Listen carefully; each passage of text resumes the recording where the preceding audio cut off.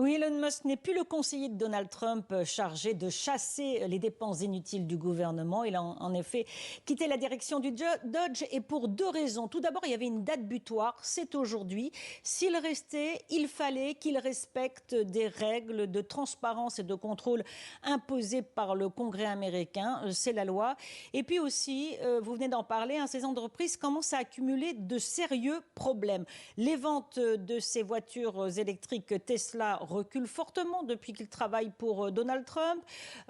Son réseau social X a connu une panne géante samedi dernier, donc ça aussi c'est un gros problème. Et puis, vous l'avez dit, sa fusée, là c'est du côté des SpaceX, son entreprise spatiale, avec l'explosion de Starship. Il y a une perte de contrôle due à une fuite de carburant et donc la fusée, la méga fusée a explosé au-dessus de l'océan.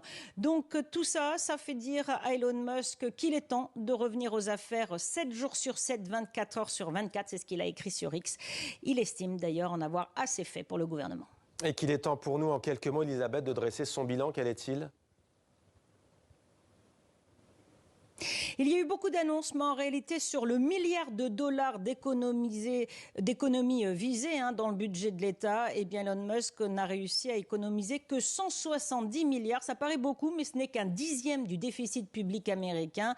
Il s'est heurté, Elon Musk, il voulait aller beaucoup plus loin dans ses coupes budgétaires, mais au refus de Donald Trump et des élus républicains du Congrès de toucher à la retraite des Américains, de toucher à la santé des plus âgés ou encore au budget de la défense. Donc, Elon Musk s'en va un peu frustré, il l'exprime souvent, mais en tout cas les ambitions affichées du département pour l'efficacité gouvernementale n'ont pas été atteintes, contrairement à ce qu'avait promis Donald Trump. Merci beaucoup Elisabeth pour toutes ces précisions en direct des États-Unis.